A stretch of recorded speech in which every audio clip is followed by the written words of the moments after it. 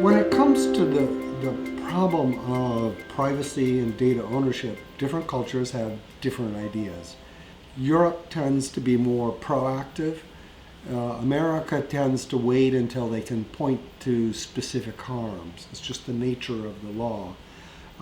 In America, people are very wary of the government having data, whereas, for instance, in Japan, no one seems to mind. And strangely, in Great Britain, people hate companies, just with an energy that's just really rather shocking.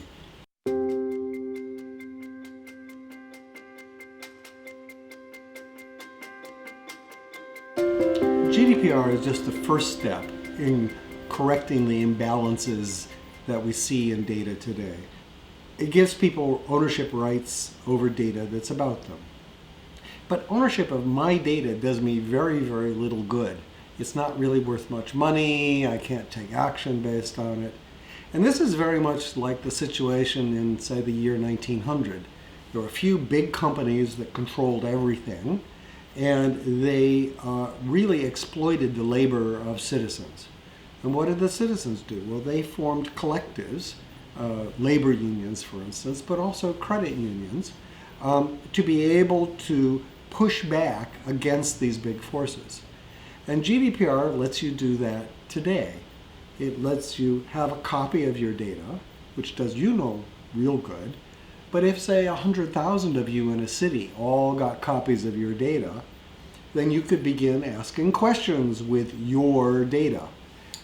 You could ask, is the hospital giving us the right drugs? Are they treating the children correctly? Are our kids being educated correctly?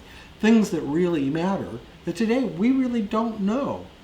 In this country and in many countries, there are things called credit unions that were chartered around the year 1900, and they have the right to manage people's identity, which in modern terms is all the data about you. They don't own it. They just manage it for you. And the credit unions are cooperatives owned by the people, and they can't dispose of their resources, of the data, without a vote of the people. So they're incredibly democratic. Imagine that in your city, you had 100,000 people sign up with to download their medical records, and then you spend a little bit of money to analyze it and ask about the treatments that you're getting from your hospitals. You could revolutionize the care that you're getting by using your data. Imagine that a large employer was exploiting workers in subtle ways. You could analyze your data to determine that. Imagine that the schools were not being fair to different groups. You could analyze your data to determine that. So I think people need to take this collective action, and they can do it through this notion of cooperatives, and particularly the law relating to credit unions or co-ops, to be able to rebalance the system just the way we did in 1900 and 1910.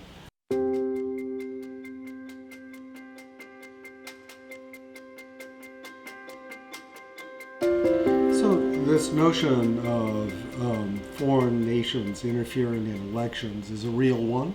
It's worth pointing out that they've been doing this since, 1900, 1930, 1940, etc., and that people like the US do it to people like Russia also. It's not one way. In the last election, and in elections probably before that, we were not really looking for this, and we were not prepared. To really cure it, you're going to have to really change the way things work. One of the fundamental problems is that almost all of the journalism and reporting in all of the Western countries is driven by advertising. That means essentially they depend on adrenaline, exciting people. Journalism today is fundamentally clickbaits. Clickbait material does not yield wisdom of the crowd. So we have to do something about that. There are many suggestions about how to do that. But until we fix that, we will have this craziness going on because our information sources are set up to make us crazy. That's wrong, right? The second thing is that historically these were set up in such a way that people's reputation were on the line when they said something. There was attribution to who it was. People gained a reputation of being a good, insightful person or not. Today, most of the stuff we get is not attributed. And you say things in the social media, nobody knows who you are.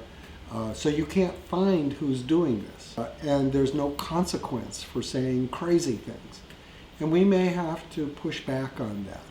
We may have to make people stand in the light and say, no, this is what I believe and this is who I am. Now, I know there's a big argument for allowing anonymous stuff, and we may have to provide forums for that. But those will probably have to be separate forums. Here's the wrestling match, right? It's anonymous there, but everything else has actual identifiers attached to it and people's reputation. You can see what they do over time.